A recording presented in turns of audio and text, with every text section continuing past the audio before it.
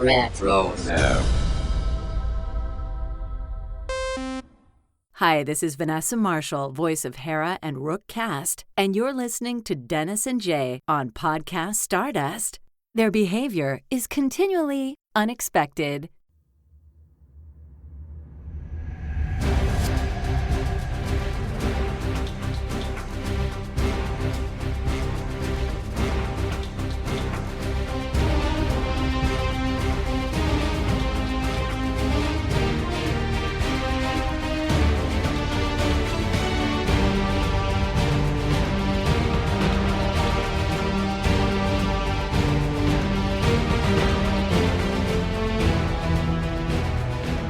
Welcome to Podcast Stardust. This is the fully armed and operational podcast dedicated to Star Wars news, reviews, and discussion. I'm Dennis Keithling. And I'm Jay Krebs. And we have a returning guest. You know him from some of our other past shows covering the High Republic, but welcome back, Greg Cass. Of course, everyone has heard you on the Roll Base Card Long Take podcast. I just found out tonight through the Glass Columns, and they can find you on Instagram as at Ion Cannon. So welcome back. Oh, thank you so much. I'm really excited to be here. Always great to join you and talk about books as I believe I just said last time. And I think tonight we're giving, a little bit of a spotlight to something that got a bit lost in the mix back in the summer because there was so much going on, I think. Yeah. Indeed. I think that's very right. We're going to start October with a review of another Star Wars novel, as Greg was just teasing. And this time it is Sanctuary, a Bad Batch novel by Lamar Giles? I'm not sure how he pronounces his last name. But before we do that, Jay, why don't you go ahead and remind everybody what our social media contacts are? Absolutely, Dennis. We are on Facebook and Instagram, very conveniently, at Podcast Stardust. All right. The dish is aligned. The signal's boosted to maximum output. The shield is down. We are now broadcasting to the galaxy. So this is our discussion of Sanctuary, a Bad Batch novel by Lamar. I'm just going to say Giles. I'm making an executive decision here unless someone knows better. This will eventually turn into a full spoiler discussion, but I want to start things off by going around the table with our non-spoiler reactions and thoughts to this book. Greg, we'll start with you. What did you think about this one overall? I can't immediately jump on and say like this is one of my favorite Star Wars books ever, but I do think this was a really solid episode of the Bad Batch, or maybe an arc would be more fair, a 2 or 3 episode arc. And to me, that was kind of the job that the author had, was to kind of honor the show and make those characters come alive again. And I think it's definitely successful in that. I will say, I think my kind of initial impression was very strong, and then it kind of lost me for a little while in the middle, and then the ending won me back over. So it's overall positive, though not the kind of absolutely over the top endorsement I sometimes go for. All right. Okay. Jay, how about you? Oh, I'm with you. And, I think it was a fun novel. And again, as you said, Greg, it's not one of my favorites, but then again, it was definitely a fun read. It was an easy read, very easy to get through. And I think you nailed it when you said it's almost like an episode of The Bad Batch in a lot of ways, but it had some really good character beats. I enjoyed a lot of there were some twists and turns that I didn't expect, and very pleasantly surprised in that way. And I thought the action was really good. There was a good balance between the action scenes and some of the more kind of tender things, I guess you could say. And some of even, once again, as clones often do, bring up ethical considerations, and just in the, also in the aftermath of what's going on in the Republic, just post Clone Wars as well. So I enjoyed it. Mm-hmm. I liked it as well. I finished it literally yesterday. I read the first half about a month ago, and then put it aside as I was getting ready for our discussion of Trials of the Jedi, which required an entire reread before we got into that, especially since it was the last major contribution to that major publishing arc. And so I didn't get around to picking it back up. I just got busy until the past few days. And so I literally finished it for the first time yesterday. And that was a mistake because upon finishing it, as I was making my notes today, I went back and reread parts of the first half of the book. And I was like, oh, I wish I hadn't left so much time, because things that happen later in the book I would have felt that impact a lot more. And we'll get into not to be a tease, but we'll get into some of that stuff as we get through our discussion here. The other thing that stood out to me is that getting inside everybody's head on this one, especially Hunter, Wrecker, and Tech and the like, and we're used to these characters on screen. We don't get their inner monologues. We don't get their inner thoughts. And so at times seeing their frustrations, at times seeing the way Tech is thinking, especially when it comes to Fee, and the like was, and Wrecker for that part, Yeah. Again, I don't want to get into a specific moment, but for someone who is so physical, who is so about blowing things up, for him to be as introspective as he was in a few moments, and he was like the most minor of the clones as far as the treatment he got in this one. That was interesting. The other thing that stood out to me is, if I wasn't going to call the Bad Batch the shows PG, this is leaning closer to PG-13, I think, Yes. for some of the Mhm. content that was involved. And there was a few moments where I don't know about YouTube, but I was trying to visualize so much of this, especially in the style of the animation where things was going. I was like, I can't do that. It was getting to be rough in a few places, but at any rate, I like it. I would recommend people read it.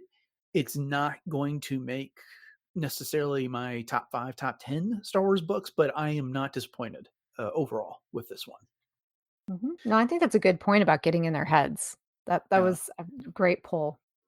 All right. Well, there we are. 6 minutes of the show. We've got our non-spoiler thoughts out there. So if you still haven't read this book and you don't want to be spoiled, this is the time to check out and come back later. But let's get into more of the specifics.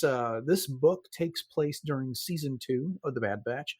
It's after the tsunami hit the island on Pabu, and Fee and the clones are out trying to raise funds so that they can help Pabu rebuild.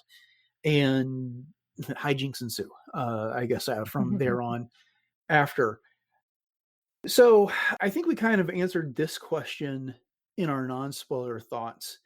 And Greg, you mentioned it kind of read to you like a 2 or 3 episode story arc from the show, but you do think it works as a Bad Batch story overall.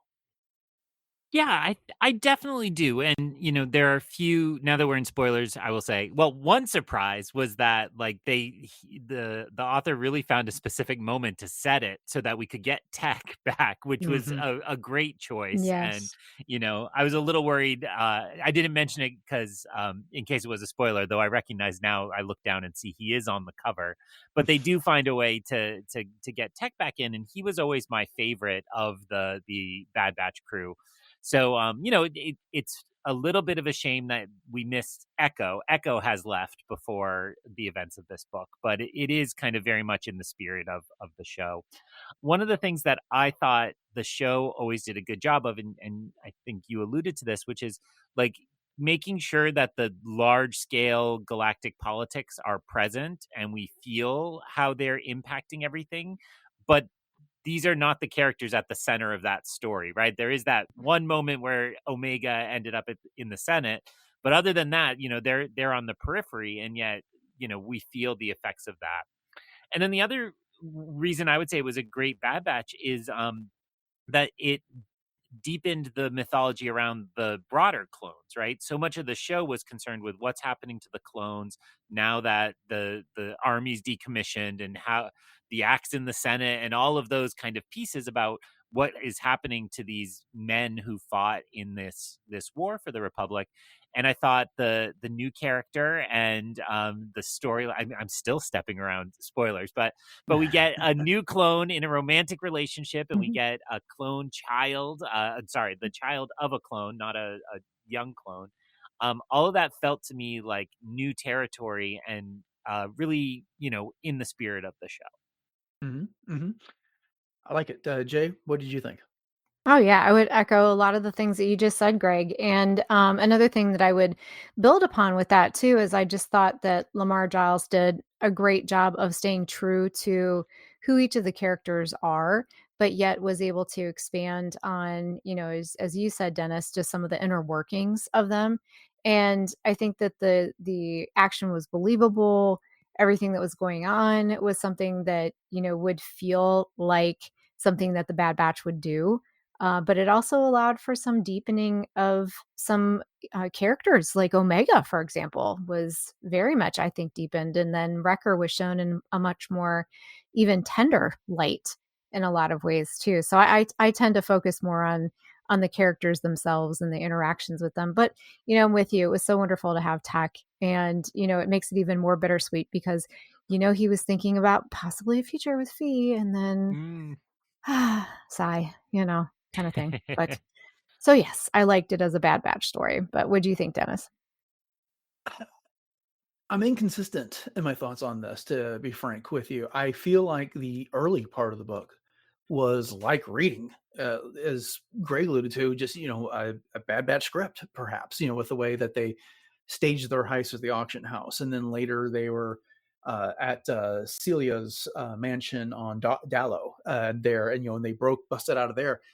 But when we get into and I'm not squeamish about this, but it's just the childbirth aspects of things and some of the results of some of the violence on this, or when you have Gala or Sohai, that character constantly overdosing herself with stems so that she can walk and run, stuff like that, is like, that's when I was talking about in the non-spoiler, or in the spoiler, in the non-spoiler, I was confusing myself, portion of the discussion. That's not stuff I necessarily think we would expect to see in the show, which kind of edged it past what we are used to on that type of a PG rating into a PG-13.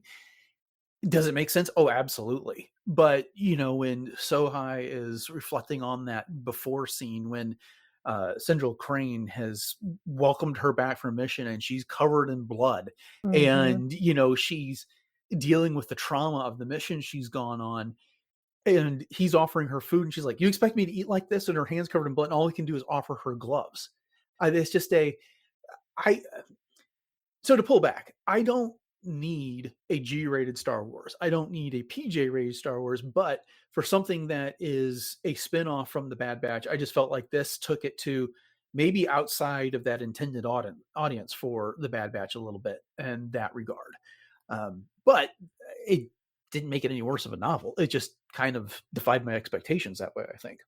No, I think that's a good thing to point out, quite honestly. And because Central was very brutal with Gala / Sohai. And, it reminded me somewhat of, when Saw was training Jin and reading Rebel Rising by Beth Revis, and some of the things that Jin had to go through as well. And even that wasn't as brutal as what this was. Yeah, that's true. That's true. So there's so much to discuss about this book. I'm going to try and avoid going as long as we did on Trials of the Jedi, because that discussion was just epic. But the auction, this just grabbed me from the get-go. They're at this auction in the Piparu auction house on Hosnian Prime. So cool, neat little canon reference there with Hosnian Prime. And we've got Hunter working in the kitchen, being very frustrated while he's peeling Jogan fruit, and a droid is lecturing about how bad a job he's doing at it. Omega is serving drinks, and Wrecker's a valet. Fee and Tech are pretending to be married bidders on an artifact that the Celia Moten, that we'll discuss here in a bit, is once. And they've got this scheme where Fee's droid, Mel 222, is created a siphon where it's going to take the siphon off the credits from the various bidders so that they can use to bid on this item and then sell it to Celia, except for it all goes wrong and it keeps stealing too many credits to the point that it completely wrecks their plan. And along the way, they have to make their escape. That we meet a baby Gundark. It's the nickname Teacup, which I thought was absolutely adorable. And they ultimately make their escape from all of this. And Greg, when you talked about this being a story arc, yeah, I was like, I could see 24 minutes on this. But what was your reaction to the auction house heist? Yeah, this would be my favorite part of the novel, I think. I mean, there's some pretty epic stuff late in it, but to me, it really read like Mission Impossible back before Mission Impossible was like jumping out of planes and flying and stuff. But like a team on a mission undercover in these roles, kind of putting all these pieces of the heist together. And I thought it was really fun. And I forgot to mention, so I read this when it came out in a hardcover book. And then to prepare for this show, I listened to it. And he always deserves our praise, but Mark Thompson, really gets into the clone voices really nicely. Maybe Mhm. not Omega, but that's a tougher job. I'll just, he missed a It is. couple times, but I couldn't do better, certainly. And he actually does a pretty good Wanda Sykes for Fee Genoa. Yes, So he does. yeah, which that, again, very hard. So definitely succeeded, even if I'm a little critical. But I thought the listening to this really made it even more sound like, a movie, even like an Ocean's 11 or something, where you have all these pieces at work, and you kind of know it will go wrong somewhere, and then when it eventually does, you watch all the pieces fall down and then slowly come back together to get everybody away. But I had a lot of fun with this, and I just want to make sure I weigh in because Jay mentioned it too. The little extra sauce on the flirtation between Tech and Fee really worked well for me too, and maybe that is pushing a little in a different way towards a PG-13, that they can make that a little more surface. And it was really fun to have this kind of heist going wrong, and still a couple extra little words or glances flirting with each other. It was really fun. Mhm, Oh, mhm. yeah.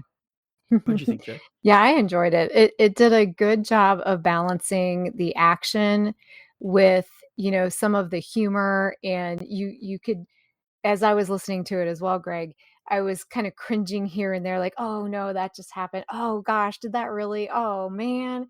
And then but the next thing you know, they're pulling it off and they're able to, to get out of there basically. But I just thought it was a really fun way to show how they are so able to work as a team, which we know obviously, but just the wheels, all the different cogs in the wheel kind of thing. And it was just a lot of fun.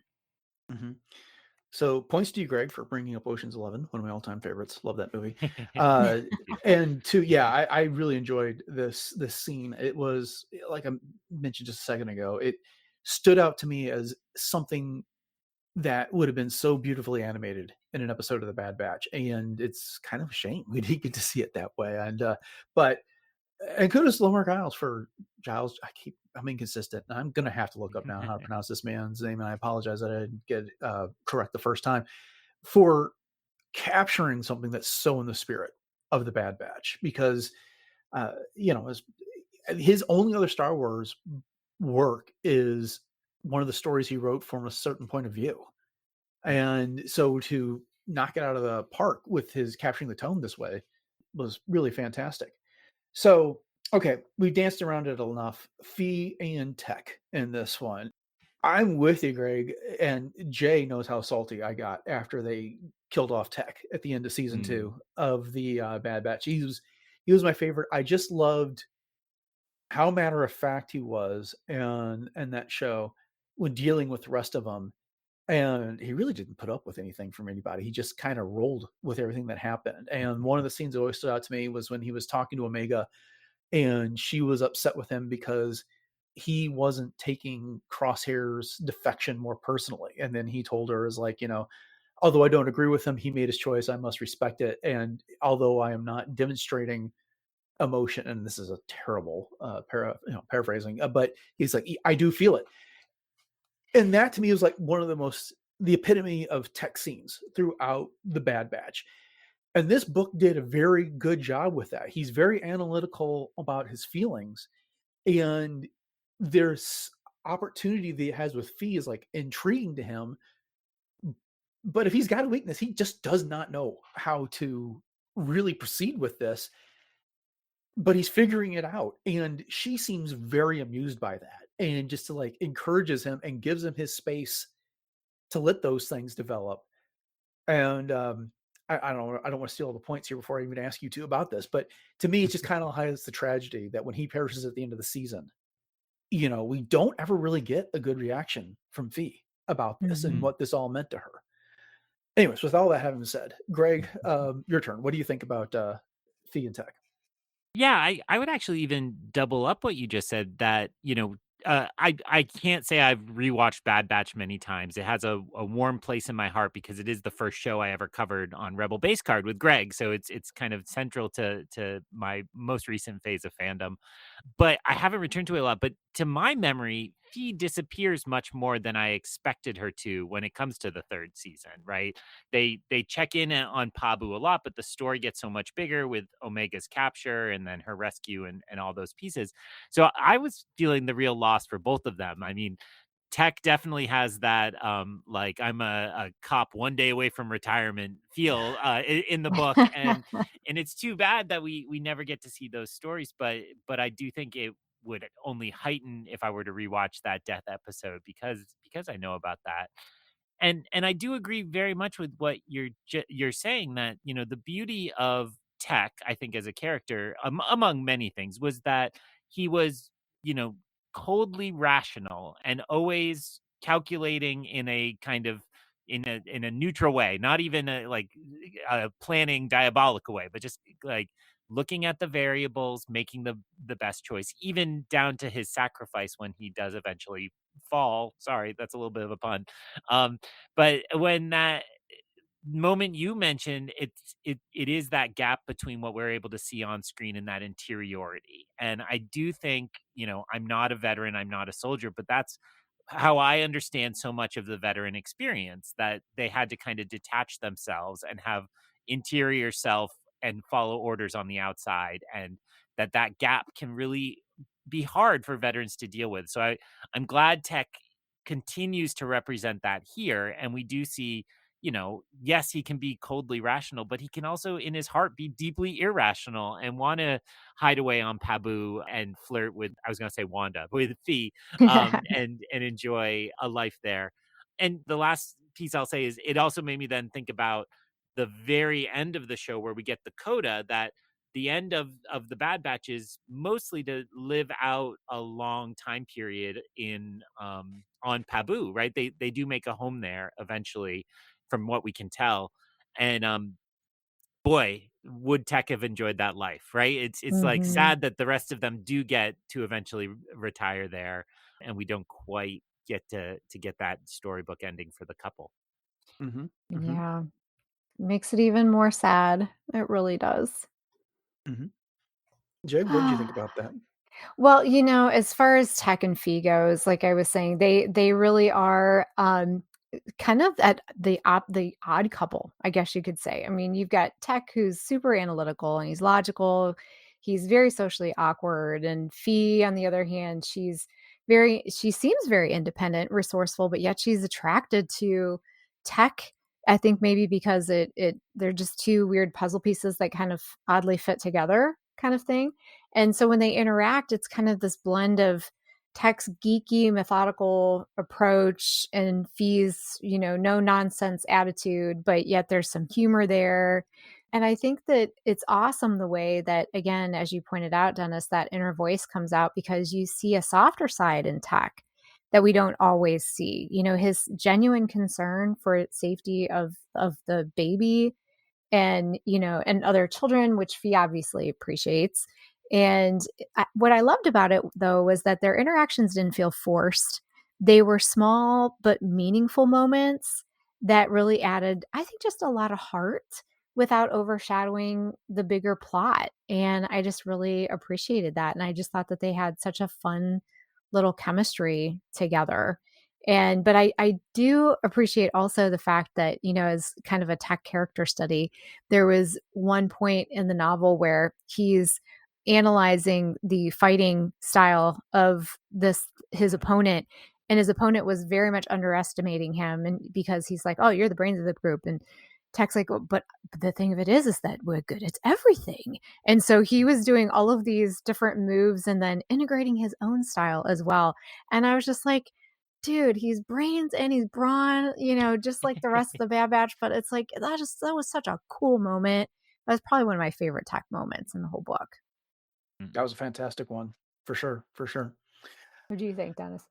I mean, I pretty much said what I had to say Yeah. about Fee and Tech at the beginning of this, and it Hmm. just made me miss Tech all the much more. That Yes. scene that you highlighted was really great, and I think it put an exclamation point on what we know about the Bad Batch, which was they yes, they all have their specialties, but they're also really good at a whole bunch of things. And so, this, he went into that fight Perrin, I think is the character's name, and he's like, you've miscalculated things. It's you just basically read my file and realized that I'm the tech guy, and you assumed that I wasn't good at anything else. But the truth is, we are good at everything here. And he's mastered all these different forms of fighting, like 16 different forms. He's getting ready to master his 17th. I can't remember what the exact count was, and then he lets him have it. And very, very cool scene. That's one of the things that Lamar, I'm not going to say his last name because now it's becoming a bit whether I can pronounce his last name or not. He did such a great job of kind of capturing the spirit of the Bad Batch there. Mm-hmm. Totally. Well, let's turn to Hunter here for a bit.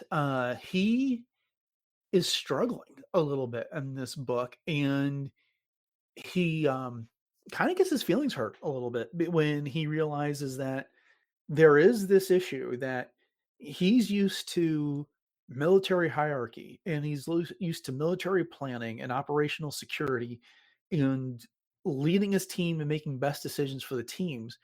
But then I think resentment might be too strong a word, but there is some discontentment maybe from the team over the fact that he's kind of just making decisions for them without necessarily consulting them, that he's making decisions for the group as opposed to decisions for the individual here. And this is something that he kind of struggles with over the course of the book.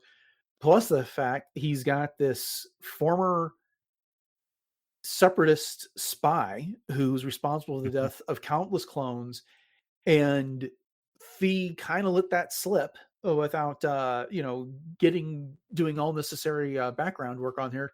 And so he's got some issues here. But Greg, what did you think about Hunter and what he was going through here?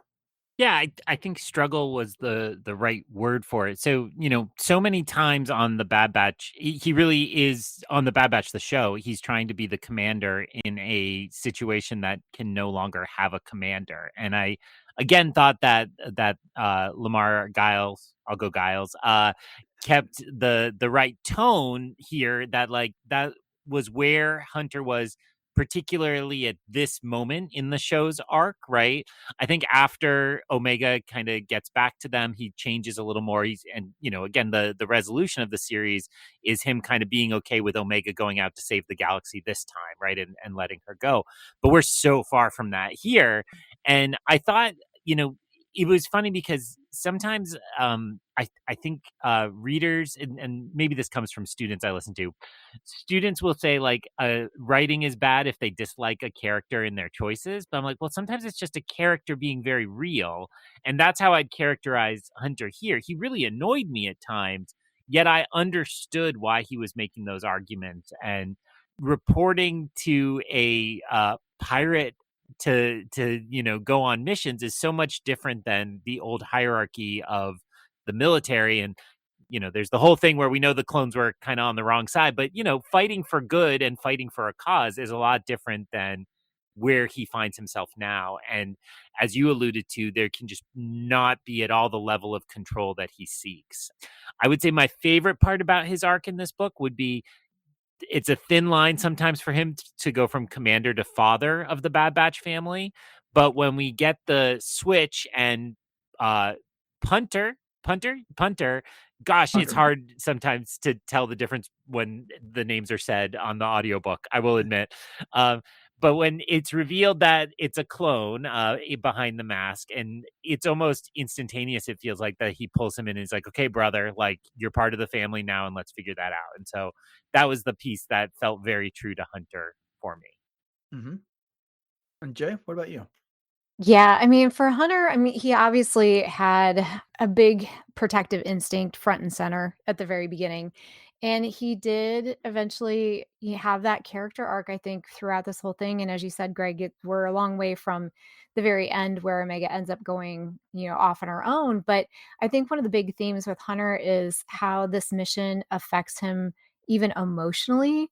It allows him to understand that it's not just about survival or strategy. It's about protecting a future, not just his own future with the members of the Bad Batch and on Pabu, but also the future of his other brothers. And in this case, it's this new clone, that comes out of this particular story. But he's his usual aggressive self, but he also has this strong sense of right and wrong. And I think it's particularly important because they operate in this very complicated galaxy. And so he's almost the moral center of the team in a lot of ways, too. So I think he's walking that fine line between, as you mentioned, the father figure of the group, and then just also kind of relinquishing some of that control and actually building a community, building a family, and building that future. Mhm. To me, one of the strengths of this book was Hunter's in her monologue here, because I often felt like in The Bad Batch, he was the stoic. He's the one that we really had a hard time understanding what he was thinking, what he was feeling the most. Tech just comes out and tells you. Wrecker is so bombastic. Crosshair was bitter, cynical, broken. Echo was pragmatic. He wanted to go work with Right. Commander Cody, Oh, Cody Cody. and Rex and them. He wanted to be part of that mission there. But Hunter was like almost the character you could project what you wanted to on him, because he was kind of stoic in here. But in this, he mentioned, and this is one of the things I was alluding to earlier with it was a mistake to put so much time between reading the first half of this book and the second half of this book, because he has, it says very early on about when he sleeps and he dreams, he thinks about Crosshair and he dreams about the fallen Jedi. And then later in this book, he has that dream where he's sitting on the nose of the Marauder while they're in hyperspace, and he's having that very touching conversation with Crosshair.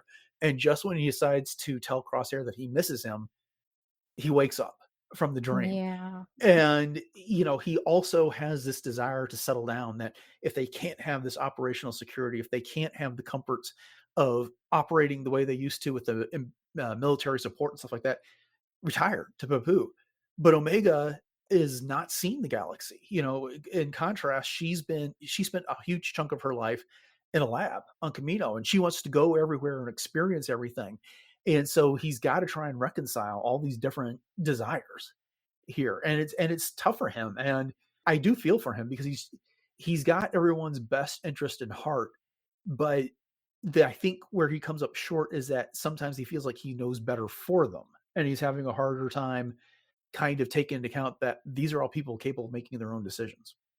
Yeah. But that's what dads do, you know? Don't I know it? Well, and Hunter and Fee's conflict, it's great in the way you're describing, because neither of them is wrong, right? Right. It's just they Mhm. understand the situation much differently, and are both arguing for the best interest of the group, even though that's very different at times. Indeed. Mhm. Okay, so we've got several new characters in this book. Let's start off with Sohai, aka Gala, and Ponder, aka Kuto. And so is it Sohai or Sohi? What did they say in the audiobook? So high. Sohai? Hi. Okay. Yep. Mhm. Yeah. I didn't listen to the audiobook yet. That's on my list of things to do at some point in the future. But these two, so we got Sohai. So she's a Kashiri. And I don't know if Greg, you're a big reader. I don't know how much of Legends you read, but the Kashiri were very important as a species in Legends, because they were kind of part of carrying on the legacy of the Sith. I mean, they debuted in Mhm. the Lost Tribe of the Sith by John Jackson Miller, and then they were huge in the Fate of the Jedi novel series. And it completely escaped me that we had actually met one in canon, and that was Chell, or also known as Fret in the Jedi Battle Scars novel. I just assumed she was a purple person. I didn't put two and two together as to who she was. But so she is this humanoid alien, a Kashiri. She's got purple skin, but she was brought in by Central Crane and trained as a spy and sent out on all kinds of brutal missions. And then she was working for the Senate, sending information back to separatists, was partly responsible for countless clones being killed. And then she met Ponder, who is a clone who was damaged when his transport got shut down. He lost a leg, it had it replaced. He also took some shrapnel to the head, which deactivated his clone chip. The two fell in love. He was advocating for clone rights and various bills that were going through the Senate that involved Padme, of all people. And so she left the service, and they've been on the run ever since. They robbed a casino on Canto Bight and stole a whole bunch of marked credits. And Fia set up a job where they're going to pick them up on the Aegito and give them transport eventually to Felucia there. And she is very, very pregnant in this, which we've kind of mentioned early on. Complicated characters, I think, here. What did you think about these two? Yeah, I mean, that was such an incredibly long history you just recounted that made me reminded me, like, how detailed that is. And really fascinating. And the other thing that came to mind as you were giving that description is clearly, we're firing on all parts of canon and legends, as you alluded to, right? But the fact, you already mentioned Hosnian Prime, and then the casino they rob is Canto Bite. So we've got sequels, we've got Padme and the prequels and the Separatists and so on. So it's really impressive how much they folded into there. Um, this character struck me, it felt very much like Marvel's Black Widow character, or any of the Black Widows from that kind of training school, right? Trained to be a spy, trained to here.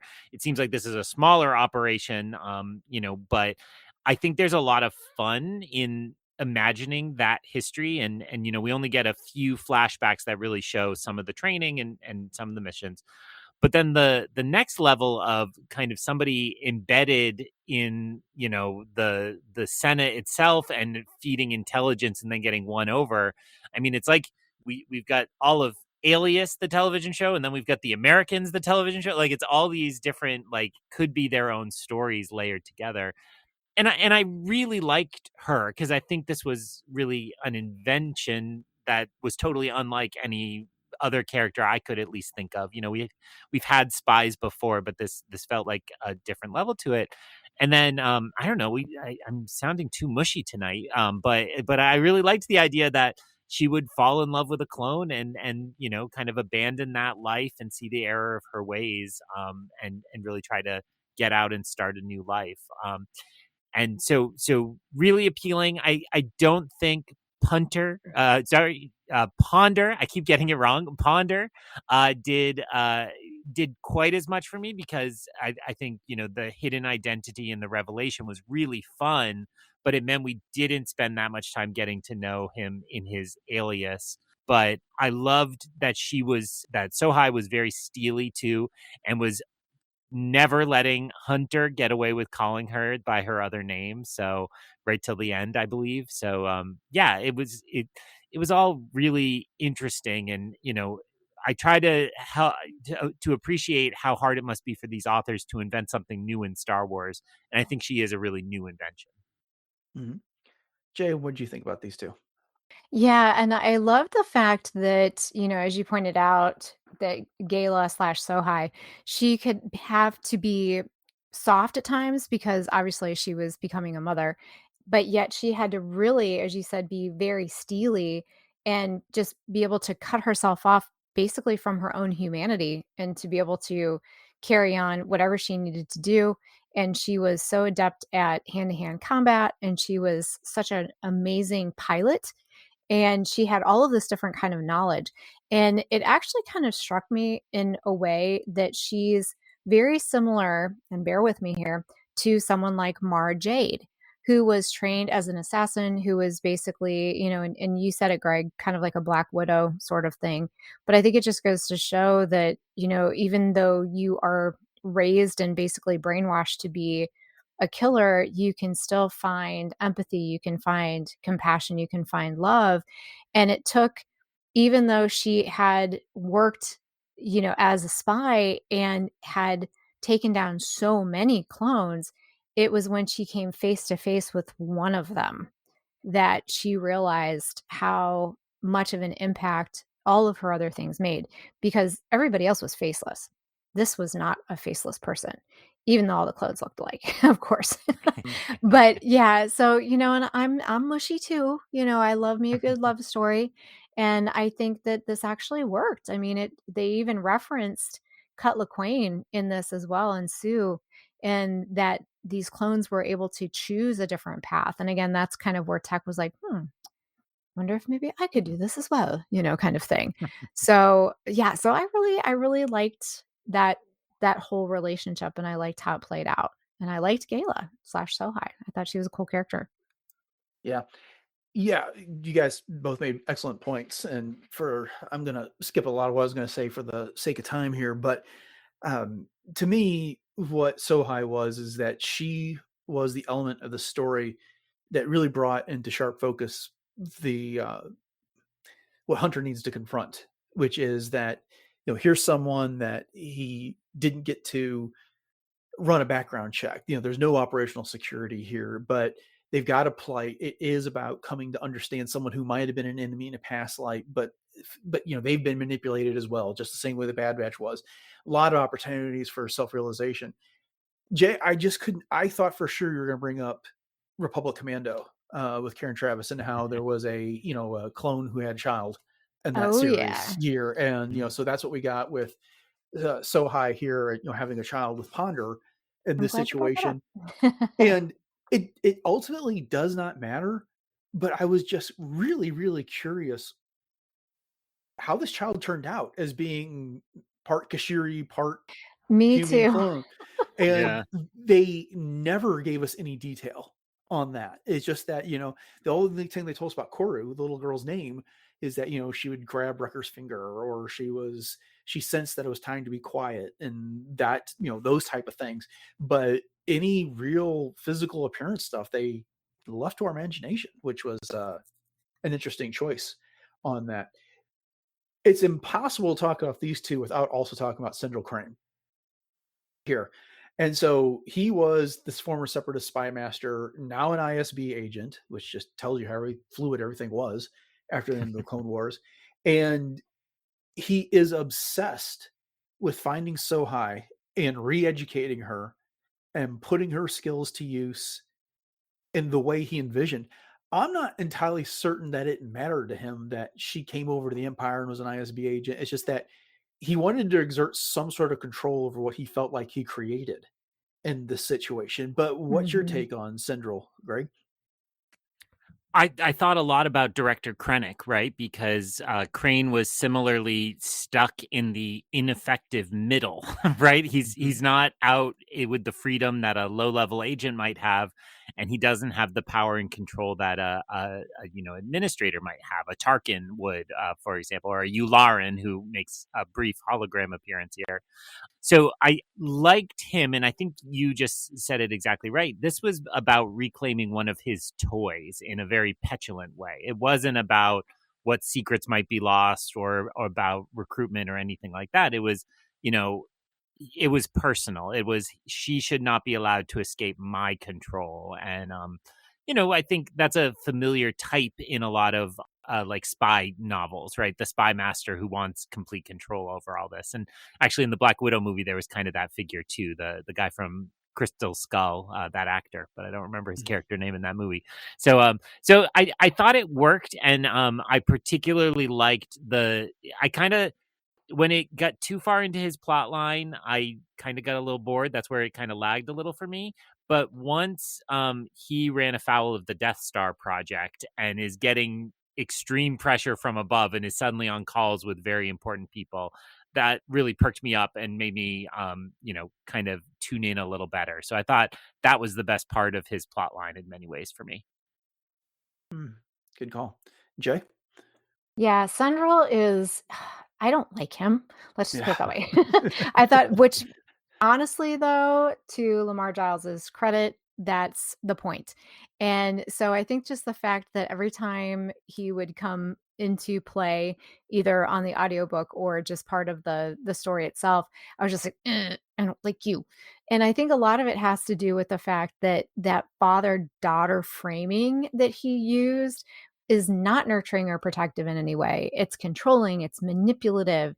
And, it's just basically a means of asserting control over Gala and, basically saying that it's like, her identity and agency is gone because he's, wrapping this all up into this language of kinship and trying to get her to be, more apt to want to go back to him because of that. And that just made me cringe, which again is a great thing because I mean they did their job in this book. He made a perfect ISB agent. I mean that was ISB agents are just classic for being very emotionally detached and just brutal in that way. And he was very intelligent in a lot of ways as well.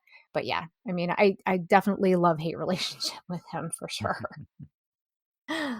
Yeah, I was What about not you? sorry to see him get his comeuppance up. It's on that factory and Yeah. Trith, where that. Oof, And yeah, as an aside, that world, which is based around mercury mining, yeah. was fascinating. It just that was clever coming up with something there. Mhm. You have these mercury geysers and mercury being mined out of planets, and it's everywhere. And then you've got the other child of Sindel, Jadal Amstock, who's the medic who he realizes that he has to turn so high in, because if he doesn't and Sindel tracks him down, then the whole town will get wiped out. So we're going to go long, so I will just put him aside for now. But at any rate, watching Sindel get his comeuppance when he's thrown into that vat of mercury was quite satisfying. But that being said, he wasn't even the character I liked the least in this book. That honor goes to Celia Moten here. And I mean, I think where she completely lost me is where she's trying to have this conversation with Sindel, which, by the way, Sindel is such a good Star Wars name. But when she's trying to have this conversation with Sindel about, if you were a deity of some sort, what would you be? And she is like this goddess of control and or whatever like this. And she's going on to make this point about how her grandmother once told her that they're people that matter and they're people that don't. And she's one of the ones that matters. And so she has no compunctions about disposing of anybody. Okay. And so I just spit out everything I didn't like about her. But to more accurately talk about her, she is this, I don't know exactly how to describe her. And she's kind of a socialite. She's got status. She knows Sheev Palpatine and isn't afraid to throw around his first name. And all of the upper echelon of the Imperial crust know who she is. And when they hear her name, or she sticks her head into a holo discussion, they're like, okay, well, Sindel, make sure you look out for her. That's of utmost priority. And she even takes control and disposes of Sindel's ISB unit as they're trying to do their job on all this. And her desire is to become an imperial governor. And we'll get into her fate in a second. That's another conversation which deserves its own 5 minutes here. But I've kind of set the table a little bit on Celia. Greg, talk to me about her. What'd you think? I thought she was great and terrible, and it was Mhm. her what made her terrible that made her great. And I do agree that between my two readings, I chiefly remembered her as that kind of if this was an 80s frat movie, she'd be the country club lady, right? Oh, yeah. The smoothie who, it cares too much about status and power, and the way she throws around Sheev's name so often just felt like that kind of person drunk on their own social connections and power. And again, I'm always staring lovingly at the Last Jedi poster over your shoulder, Dennis, and made me think about that movie made out this other group of villains, right, who are the ones who sell them arms to both sides, and she's of that ilk and feels that power and is able to kind of track things. She's a capitalist run amok, and yet I think in a world where we're all questioning billionaires and what should we have billionaires and how much power should we give billionaires, I think to then give this one an extra psychosis of she thinks she's an actual deity. And if you got to a certain level of power and wealth, I can imagine feeling that way and ascribing to that narrative that you're one of the few who matters and the others don't. And so all of that just made her feel horribly realistic and disgustingly possible, and yet new, right? A different type of villain. And I think because, she sounds like the person who never gets in trouble because they have friends in the right places. When she really gets in trouble, it's so satisfying. It is. It really is. Jay? Yes, I don't know if either of you watched The Hunger Games, but she just reminded me of a crazy version of Effie Trinket. Yeah, She's right. she's got this extreme bizarre aesthetic kind of thing. I could just picture her saying, "That is mahogany," kind of thing. But she's got extreme cruelty couched in these bizarre aesthetics. I mean, she's got a grove in her backyard where she buries her enemies. Who does that, kind of thing? But she's very unhinged. And she's another one that, yeah, I'm with you, Dennis. She was very unlikable, and she was very entitled in a lot of ways, but everybody knew her, like everybody knew her. And I don't know if they kept, it's kind of like, keep your friends close and your enemies closer kind of thing. So I don't know. She's got this entitlement, but she also has actual ability and resources. And that's what makes her so dangerous. And in the Mhm. end, it was nice to see her get her comeuppance as well. Yeah, she's kinda like the ultimate Star Wars Karen, when it came Yeah. down to it, just throwing Sheev's name around the way that she did. Right. And it's more than that, though. Again, it was just the disposability of everybody when it came to her. Yeah. And, Mhm. when she's on her ship, which is a Sarasub luxury yacht, which was also Lando's ship, and she's got the ISB agents, except for Syndrome, on their ship, and she has created this or ordered a malfunction in their hyperdrive, which kills all of them. And she's just telling Central casually, it's like, oh, it's just too bad that we were not near a comm station or whatever it was, so that the hyperspace defect in the thing could have been reported before it blew up, and right before the ship blows up. And then later, it's she's working Centrals, like she stumbled upon all of these receipts from these different places that are leading to some gigantic project. And look into that for me, Willie. I mean, just completely taking over systems and whatever. Not that I love the Empire, but just this manipulation of everything, and then throwing Shee's name around like she's asking for the manager. Right. Again, to get back to my Karen reference here, which just makes her so unbearable. But as you both teased, and you both did a great job with your references to the country club hostess and Effie from the Hunger Games. I didn't see the movies, but I read the books. But she pushes too far. And Syndrome runs up against a wall when he starts reporting these inquiries uh, from Celia. And then at the end of this book, they're leaving the planet, and they're met in space by an Imperial Star Destroyer. And she's like, "Oh, it's too late." Now they show up. She's all disgusted because they didn't show up. But then a shuttle docks with it, and I can't do as good a job as the book did, so I'm going to dispense with the suspense, which is Darth Vader comes aboard, has a great hallway scene, wipes out her henchmen, and then basically tells her, "I am what you have wrought," and lets her know that her inquiries into this were not welcome, shows her a holo of all the places that she was inquiring about now are in ruins. And now she's going to have to pay. What else do you know? And then I think it says like Celia never knew Darth Vader's name before she perished. So, okay, before I say anything else, I want to get your all's reactions to that scene. Greg?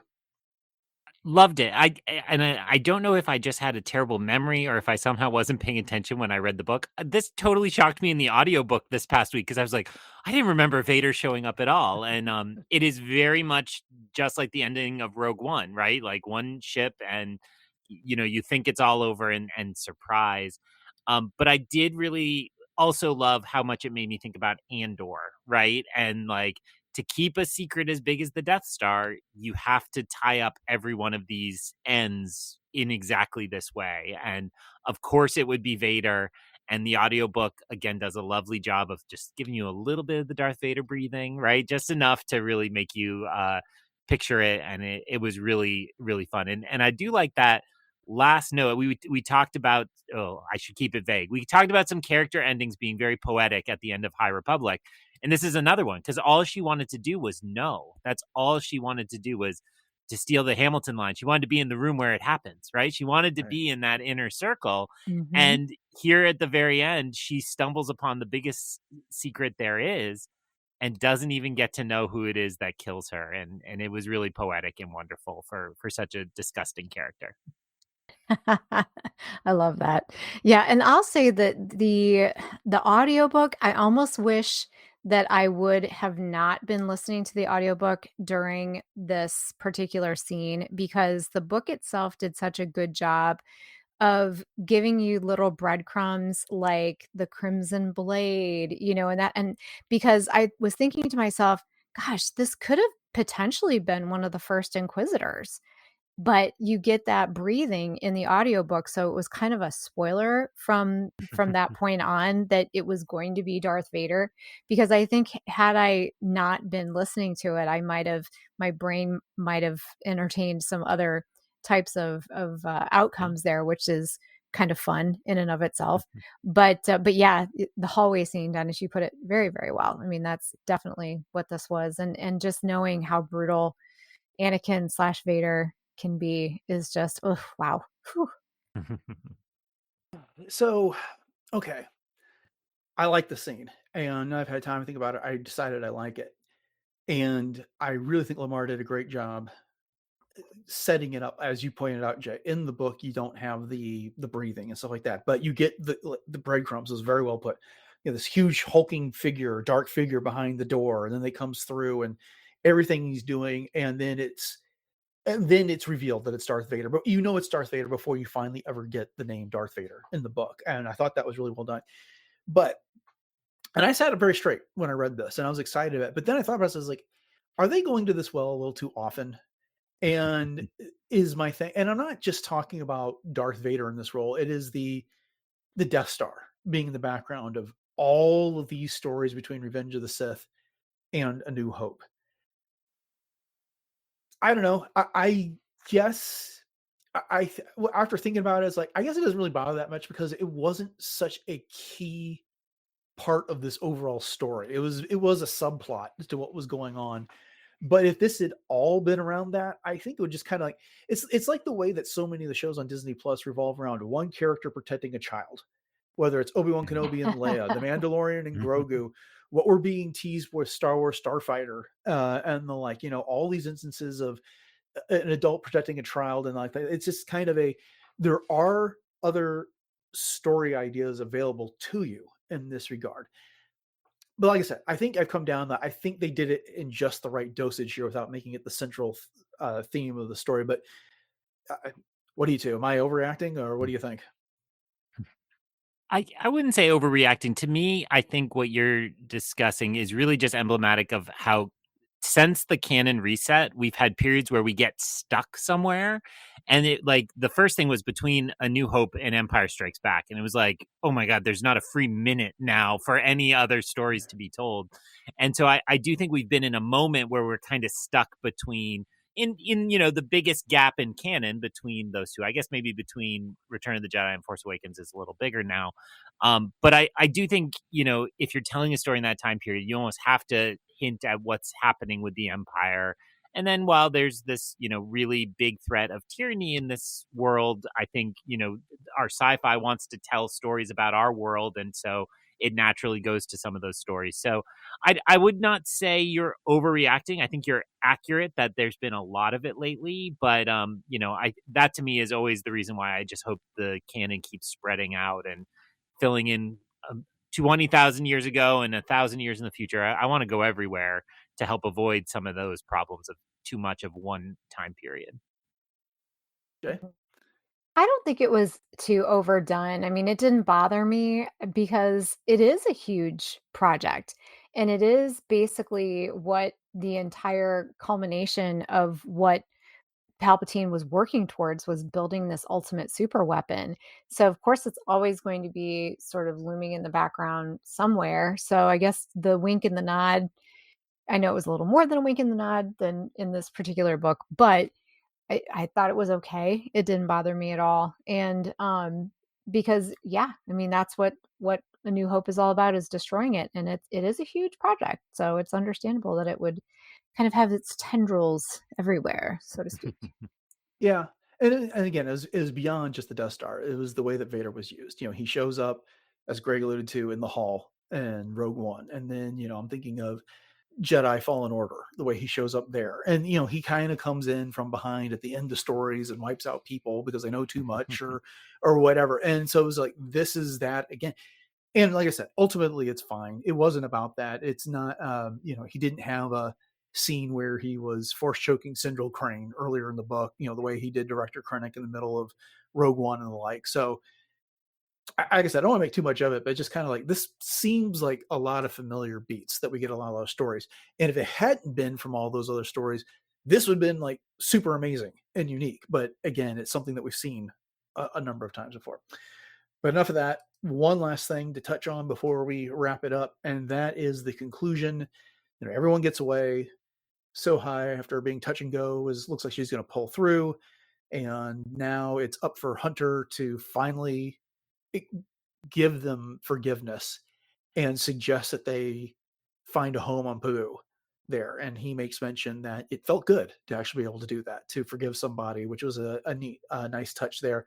And one of the things I was talking about earlier, where I wish I hadn't waited a month between reading the first half and the second half, is when Omega and Fee and Wrecker are sitting around and they got something that only Hunter can take care of, and it was peeling the Jogan fruit like he did at the beginning of the book, so they could make dinner.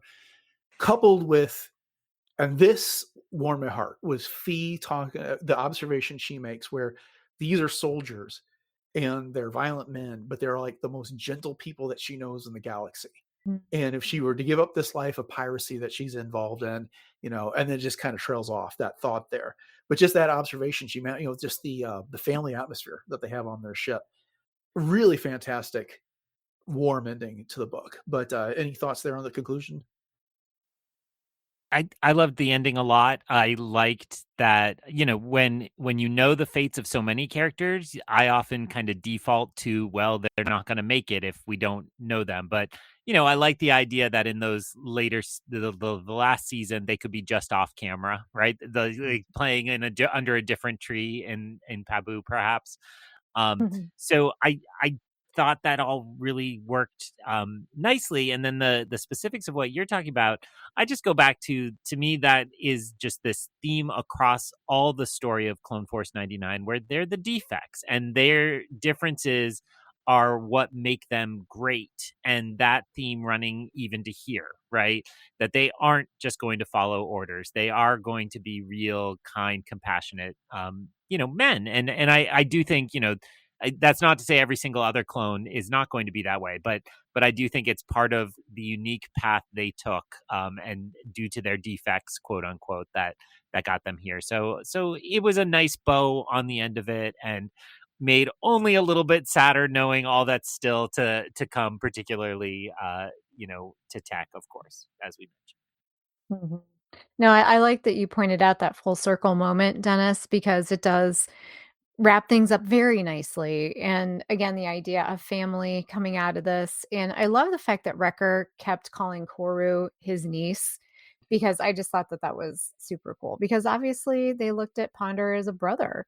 And so, that underlying message, once again, of family. I mean, Star Wars is always about family in some way, shape, or form, and families that can overcome their strife, their differences, their struggles, and this is definitely one of those. And Omega really shined as well with her knowledge of, clone physiology, and being able to step in both during the childbirth and very soon after was very cool. I love that too. And it just makes me want more stories of Pabu, even if it's comics, that we could get a couple of arcs in a series that would explore some of the goings on Pabu. I think that'd be a lot of fun.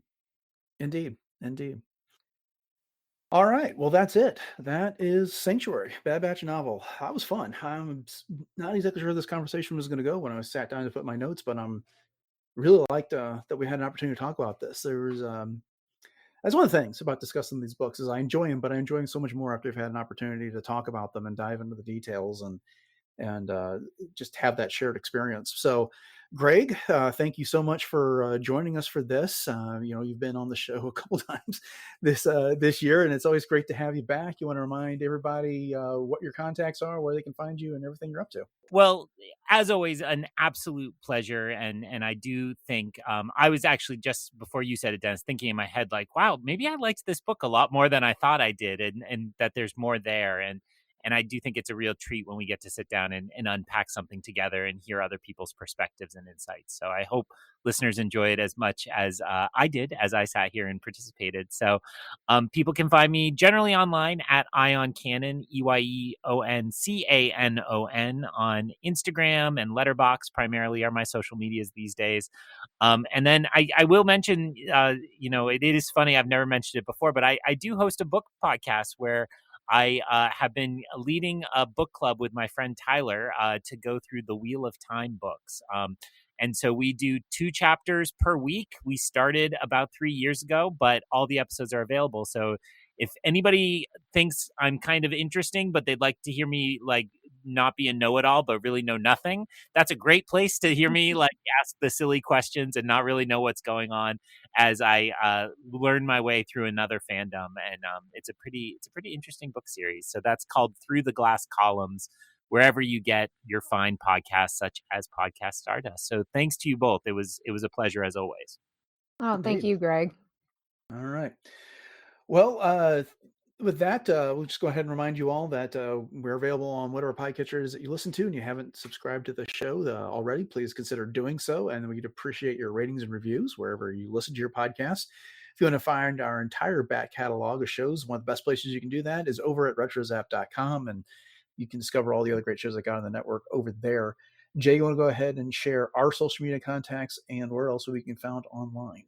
You got it. So you can find all of our transmissions on Facebook and Instagram at Podcast Stardust. And we do maintain some Pinterest boards. And we also have our 2 YouTube outlets. So we have our traditional YouTube as well as YouTube Music, which do support interactions as well as subscriptions. So please head over to both of those, like, subscribe, and share those out. We do appreciate it. And if you are in need of a closet refresh or just want some new swag, you can head over to our TeePublic store. The link for that will be in our show notes. So you can sport your Podcast Stardust goodness all over your neck of the galaxy. And if you do pick something up, please tag us. We'd love to see where it ends up. Once again, the link to that is in our show notes. All right. Upcoming on the show on Friday, we'll be getting into the week's Star Wars news. And then on Monday, we will be getting into the second episode of Lego Rebuild the Galaxy Pieces of the Past. So with that having been said, thanks for listening to episode 946 of Podcast Stardust, everyone. Have a great rest of your week. And until next time, may the Force